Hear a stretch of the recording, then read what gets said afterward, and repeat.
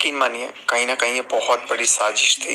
बहुत ऐसे सचिन मनीषा अलग हो जाएं, बहुत सारी चीज़ें हो भी गई थी, अलग होने वाली चीज़ें। मैं अपनी तरफ से चीज़ों को सॉर्ट आउट कर रहा हूँ।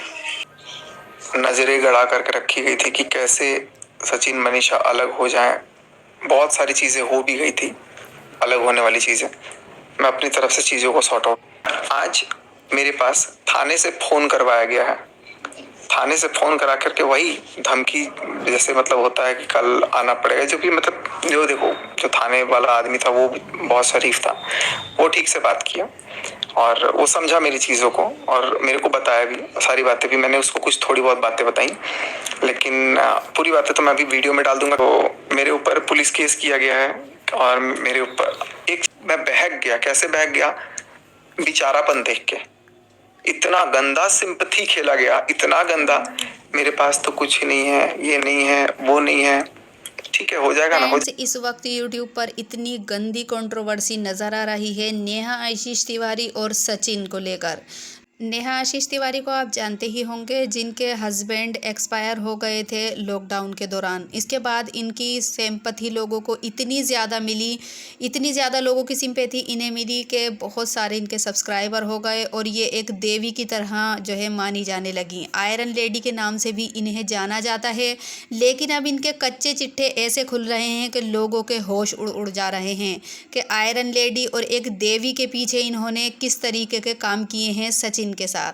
सचिन इनके जो है भाई थे, तो इन दोनों ने भाई बहन के भी रिश्ते को शर्मसार किया है और भाई बहन के रिश्ते के आड़ में इनका अफेयर था दोनों का। ये बात तो सबको पता चल चुकी है। अब आयरन लेडी फ़िलहाल अभी तक सच्चाई और सफाई देने के लिए सामने नहीं आई हैं, लेकिन इधर सचिन उनके साथ कोई भी कमी नहीं छोड़ रहे हैं।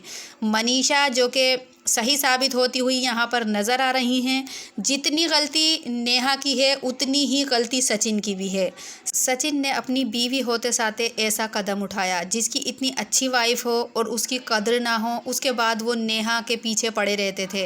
लेकिन इसके बाद नेहा को भी सोचना चाहिए था कि उनकी एक बेटी है और वो किसी का घर उजाड़ रही हैं।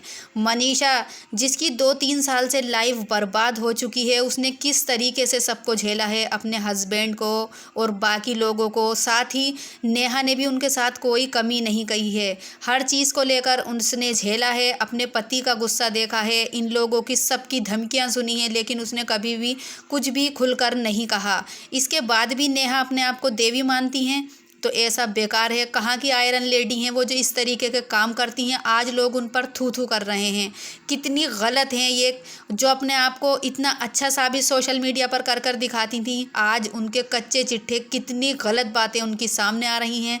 सचिन के साथ अफेयर था, किसी का घर तुड़वा रही थी और भाई बहन के रिश्ते को भी शर्मसार कर रही हैं। भाई बहन का रिश्ता होते साथे सचिन के साथ उनका अफेयर था, ये बातें सामने आ रही हैं। साथ ही अपने घर ना होते हुए भी दूसरे के घर उजाड़ रही हैं। मनीषा और सचिन का घर टूटने में कोई कमी नहीं थी, शायद टूट भी गया हो क्योंकि मनीषा घर से जा चुकी है। सचिन और नेहा आशीष तिवारी दोनों की ही इतनी गंदी हकीकत लोगों के सामने आई है कि बहुत ज़्यादा। अब क्या सच्चाई देंगी ये आयरन लेडी, जो कि अपने आप को देवी मानती हैं और लोगों से मनवाती हैं? यही तो है, सोशल मीडिया पर कुछ भी सच नहीं है, सब कुछ झूठ है। जो ये दिखावा कर रहे थे ना भाई बहन के रिश्ते का, वो भी सब झूठ है।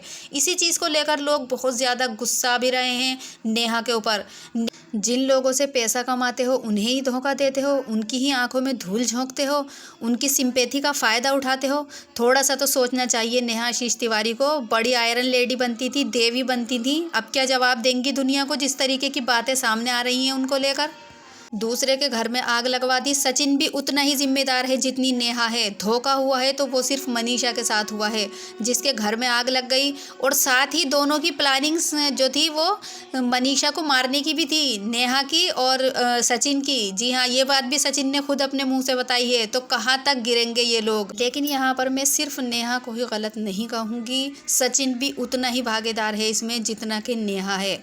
लेकिन गलत जो हुआ है वो मनीषा के साथ हुआ है, जिसने शुरू से अपने पति के ऊपर ऑब्जेक्शन उठाया कि आप नेहा से इतना क्यों मिलते हो, और अगर वो शुरू से ऑब्जेक्शन नहीं उठाती, इस कदम को नहीं उठाती, तो शायद आज ये असलियत सबके सामने नहीं आती।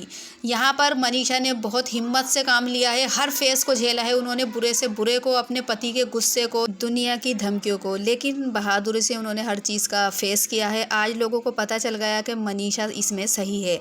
तो फ्रेंड्स, आपकी क्या राय है इस बारे में मुझे कमेंट करके ज़रूर बताएं। वीडियो अगर अच्छी लगी हो तो लाइक करें, चैनल पर नए हैं तो सब्सक्राइब ज़रूर कर लीजिएगा।